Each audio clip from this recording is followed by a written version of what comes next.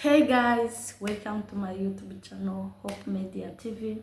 So guys, I hope kumeze neza, nanjye meze neza kandi no tumeze neza, wizeni Imana biraza kugenda neza. So guys, today I'm coming to show you some video imeze gute.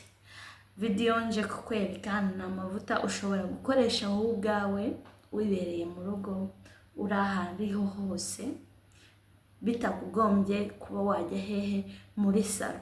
Ayo mavuta ni amavuta ushobora gukoresha baby hair, ni amavuta ushobora gukoresha ushaka ko umusatsi wawe ukuryamaho bye ukamera nkaho uvuye muri salo.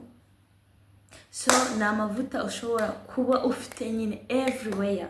Aya mavuta ni meza cyane, ngewe aramfasha, ushobora gusigamo nkafunga umusatsi wanjye bitewe na style nshaka, namara gufunga umusatsi nkayasigamo ewana ku buryo ejo ushobora gusanga wa musatsi ukindyamye wonyine mbega ameze nk'uvuye hehe muri salo. So guys, namaze gusokoza, nasokoresheje bya bisokozo naberetse muri ya video y'ubushize. Utarayibona, please guys, ndagushishikariza yuko ushobora kureba iyo video.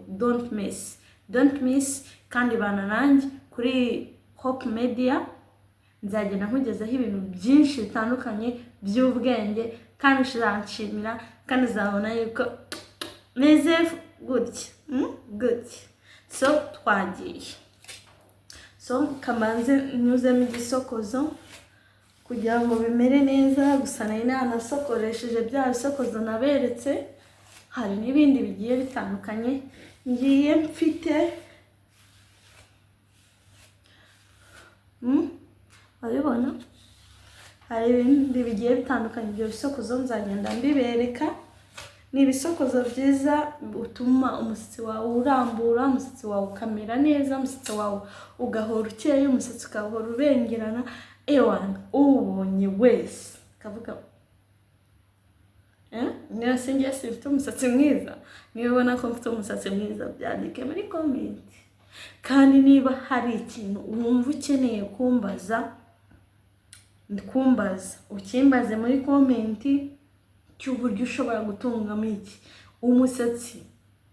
Hari amabanga menshi nzagenda mbereka, maze igihe kinini kigera ku myaka 2 zashira ejo bundi mu kwezi kwa 8 nita ku musatsi kandi ntasuka just nisuka ngewe ibituta, nkisuka ibintu biraho ya nta birenze tu, sibyo? Rero nawe bana nanjye mbashi kukwereka strategy ushobora gukoresha wowe uri ahantu hatari amasaro, wowe uri ahantu amasaro ahenze, wowe uri umuntu ubabazwa n'ibisuko. Bana nanjye ibihe byose nzagenda nkutamo fresh ibintu by'ubwenge. Wowe wa muntu uribwa n'ibisuko kandi ukunda iki? Umusatsi. Ibaze ukunda umusatsi kandi Hope ndahari, kandi uba wibaza ngo umusatsi nzawutunga ute? Umusatsi uragora, umusatsi iki? Ntabwo ugora. Bana nanjye ibintu ngenda nkoresha nawe wabikora. Twagiye.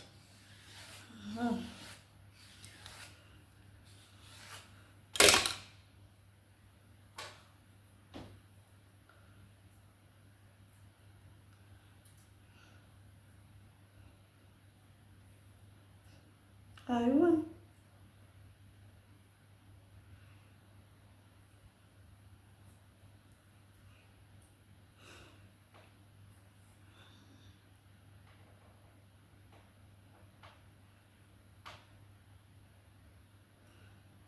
ngewe iyo ngiye gufunga umusatsi mbasha kwifashisha iki? Akadodo kari ahangaha.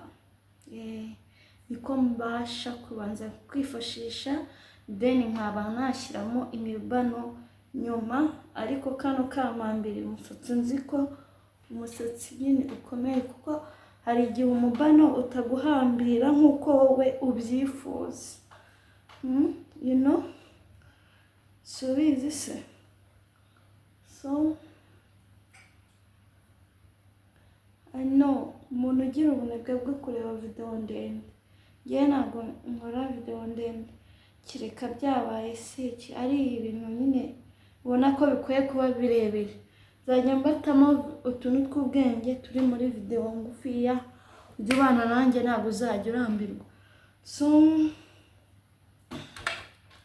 ndabona yawe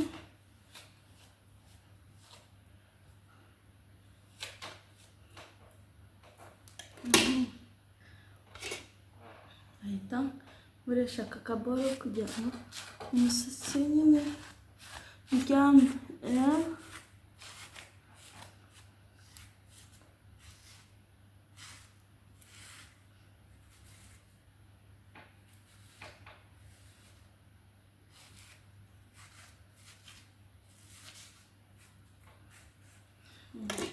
So ya mavuta ngaya, aya mavuta bayita ki? Bayita Vatika, bayita Vatika ngaya. Aya mavuta wayakoresha baby hair, kuyakoresha umusatsi ukakuryamaho fresh, nubone twa tuntu tw'udusatsi tupfuka turi hehe nafunze style numva nshaka ni nyoroheye mu buryo ki bwo kuguhereza video itari ndende. Kungiye gukora ngo style ngo ngiye guca imirongo ngo ngite nagutindira banange mukwano darling, ntago nshaka kugutindira, ngiye nshaka gukorera ibintu bya vuba kandi nawe ukahita witorera n'ibyawe. Wayabonye ngaye amavuta nyamaranye iminsi, n'amavuta meza cyane aramfasha.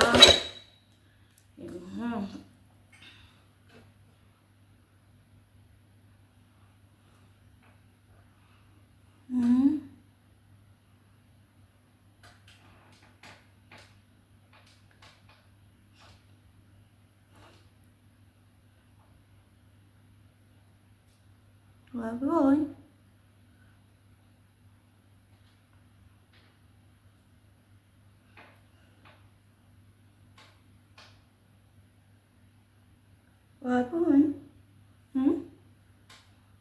bimeze ute? Bimeze neza ewana, ku buryo umuntu akubona akakubaza ewana noneho ngewe gutya ko nafunze gutya, nawe nshaka nyine ngo ubu uri hamwe nubwo utaba hamwe hose ariko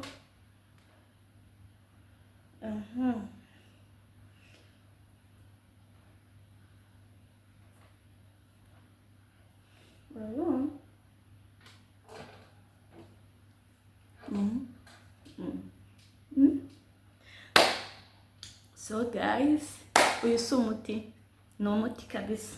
So bana nanjye kurikirana video zanjye, niba utarakora subscribe kandaho ukande kukazogera kugira ujye ubasha kubona notification na uploadinze video, ukande like, subscribe na comment. Ewana niba hari ikintu ukunze niba ari andikamo, niba araki andika, byaba byiza cyane na like.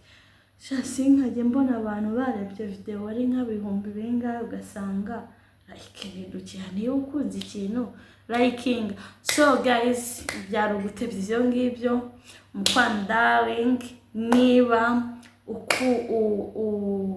uhari ikintu ukeneye wandike muri comment umbwire. So thank you for watching my video, bana nanjye ibihe byose ndakunda. Ciao ciao.